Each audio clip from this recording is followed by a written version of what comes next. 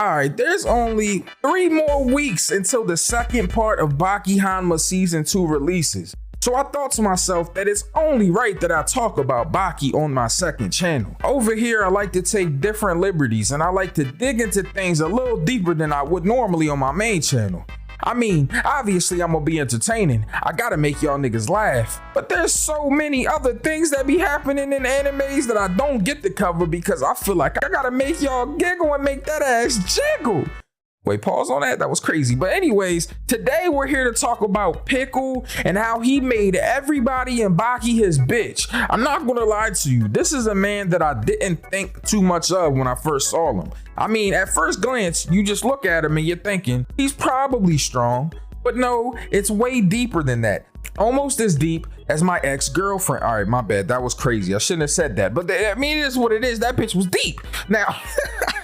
Pickle is a Neanderthal that got defrosted by these dumbass scientists in Baki. For some reason, they thought it was a smart idea to let this big ass dude that fights dinosaurs run amok. I don't know what the fuck these dudes were thinking. Like this guy, for instance. This motherfucker out here with this damn lab coat on thinking he Bill Nye the Science Guy, and for some reason he thought, I'm not gonna lie. I should probably defrost this fucking caveman. I mean, what harm could it do? He's in there with a T-Rex, but obviously it's pretty safe.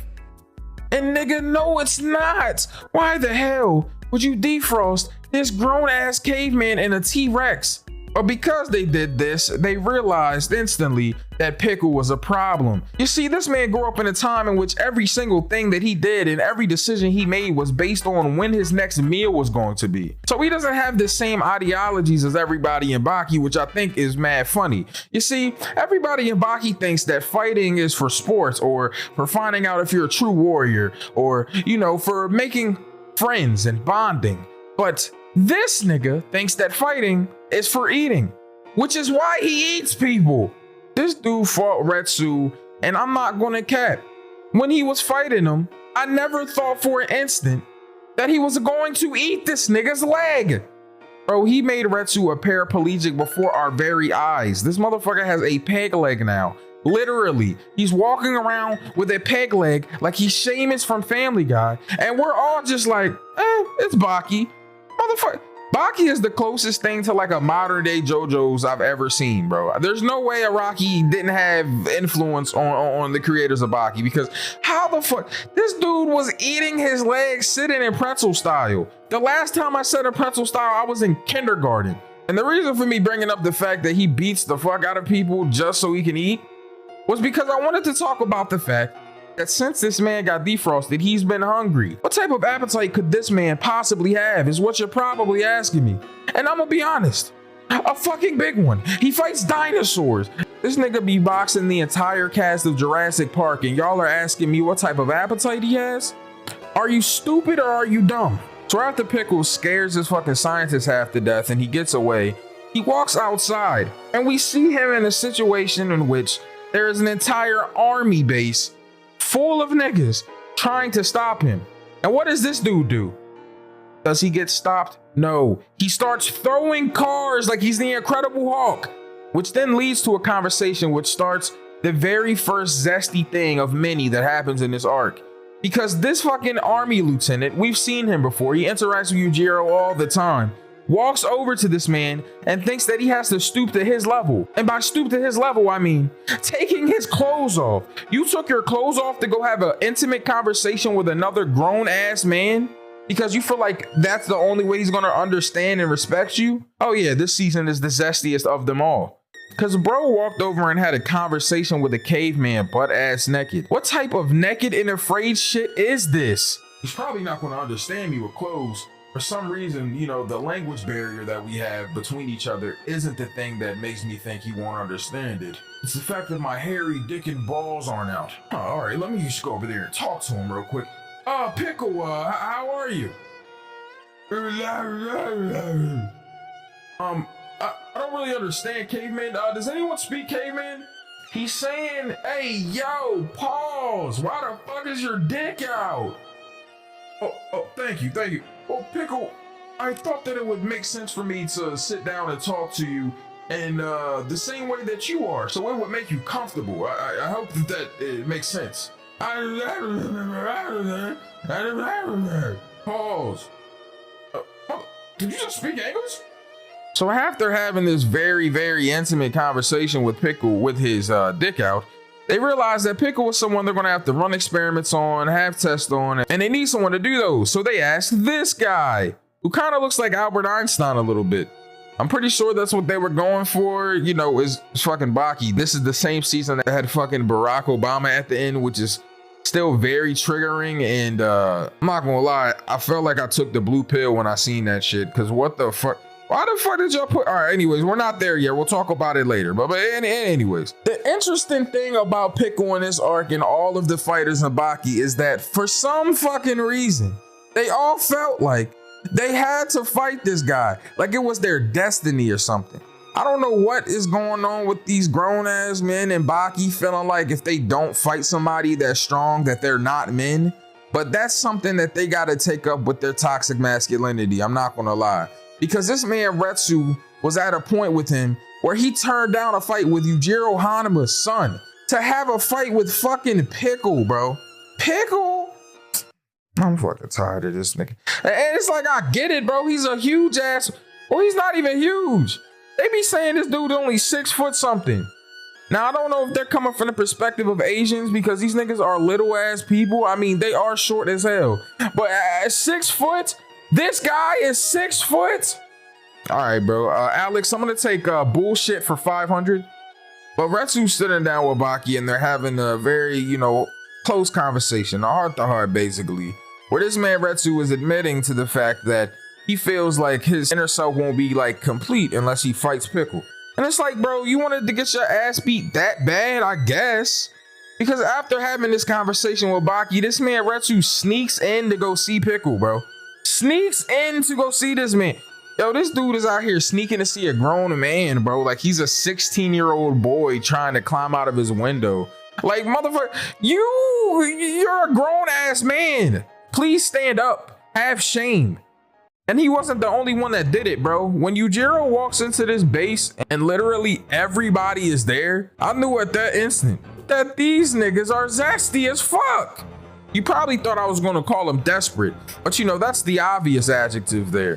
What really needs to be talked about is how all of these men came here to watch a grown ass man just sit in a glass case. And can we talk about how this man Yujiro walked through glass? No. Please stop. There's no fucking way.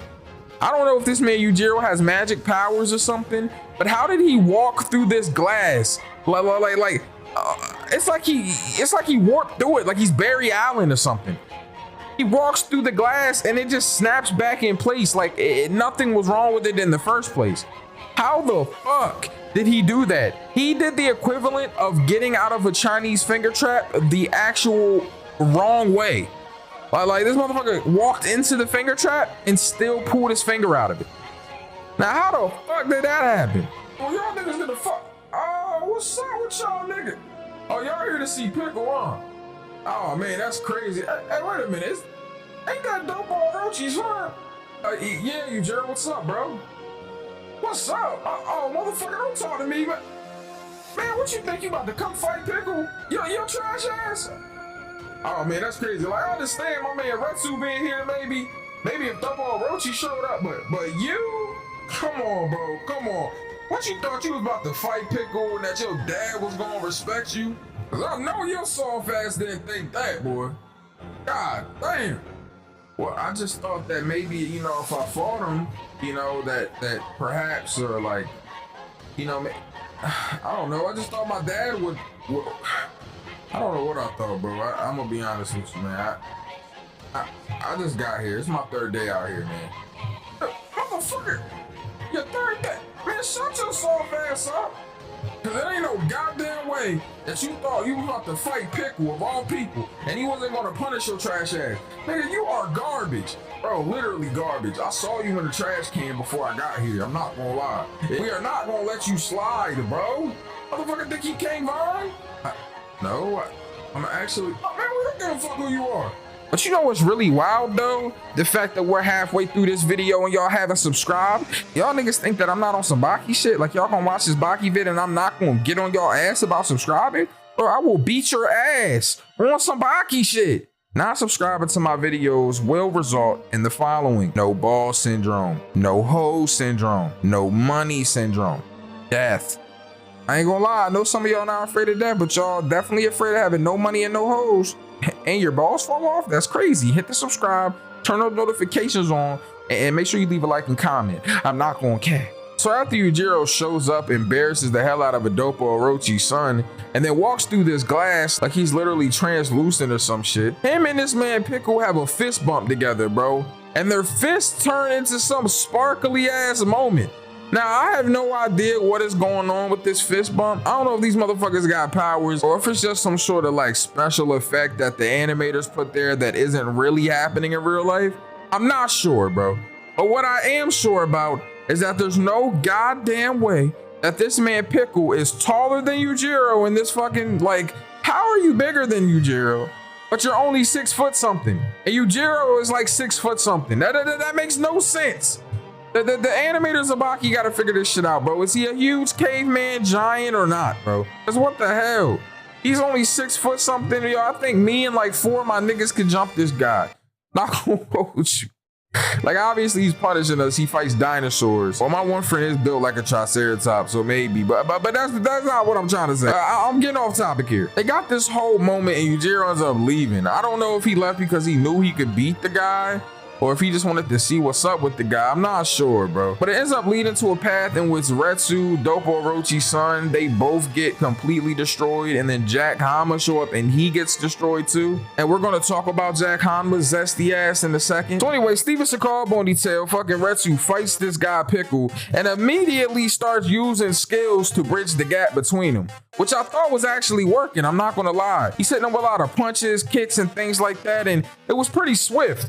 To the point where I was like, oh, okay, this man Retsu out here doing his thing. But then I realized that none of that matters because Pickle's strength is so much that it completely overwhelmed the skill gap between him and Retsu. It wasn't like him and Baki's fight, because in their fight, Baki was close enough in strength and he had so much skill that he bridged that gap and he could have just beat Pickle up. But Retsu wasn't there yet, even though he had 10,000 years of what was it, Kung Fu? I don't know what the fuck this shit he does is. I think it's Kung Fu, bro. How you got 10,000 years or something behind you, and you even have an existential moment with yourself where you're a fucking Susanoo talking to yourself, telling yourself, yeah, I said yourself like 38 times, about how much of a bitch you are, and you still lose. Bro, he got on all fours like a quadruped and hit you with the craziest spear I've ever seen. I've seen Goldberg spear niggas. I've seen Edge spear niggas. I've even seen Randy Orton spear niggas. But he hits you with the craziest jaw. He knocks you all the way down the hall into a wall like you're a cartoon. All you see after you fall is your outline. And then he walks up to you ever so calmly and starts devouring your leg, bro. You are nothing more than a meal to this dude. He prayed over your body like he's saying grace before eating. You are trash. You know who else is trash? Dopo Orochi's son. But he did come a long way, I'm not gonna cap. Prior to fighting Pickle, he was a big baby back bitch. He was definitely not supposed to be in charge of his family. A lot of people didn't respect him the way that they should have if he was holding it down like Dopo Orochi. So he decided to go on a training arc. He fights with Retsu, even though this man Retsu got a fucking peg leg now. We're not gonna talk about it, but it is what it is, bro. Out here looking like a Mega Man character. Yeah, but you know, it's whatever. And then he fights Pickle, and he actually does a good job until he uses his whip punch and realizes that, nigga, your arms, your bones, they're not made out of fucking adamantium. They're not made out of Superman's physique, bro. You have a regular ass arm, squishy flesh and stupid bones. Bro's whole arm was out. What the fuck? Nigga, look at his arm. I ain't gonna lie, your arm looked like somebody was eating a chicken wing, a flat, and they left a little meat on it. Like, your shit was really crazy. And he ends up giving his arm to this dude, Pickle, and he eats it. Once again, making a meal out of his competitors.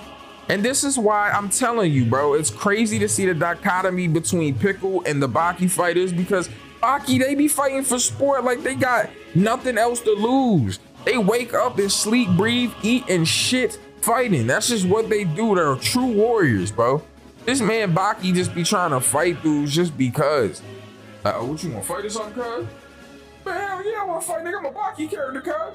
And then they box, bro. Pickle beats people up so we can eat them. He's not on the same level of any of these people, bro. Jesus Christ. Imagine you pull up to fight somebody and instead of just beating you up and going about their business, they then eat a body part you have. Because that's what Pickle does. He did it with Jack Hammer, bro.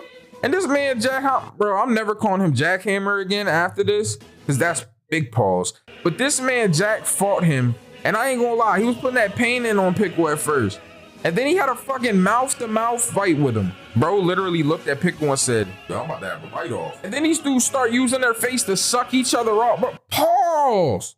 Bro, if you don't go make out with some bitches, boy, you out here kissing another grown-ass caveman mouth-to-mouth. And I know your breath was crazy. I'm not gonna lie. Yo, Jack, open your mouth. I'm about to put some 5 gum under your tongue, boy.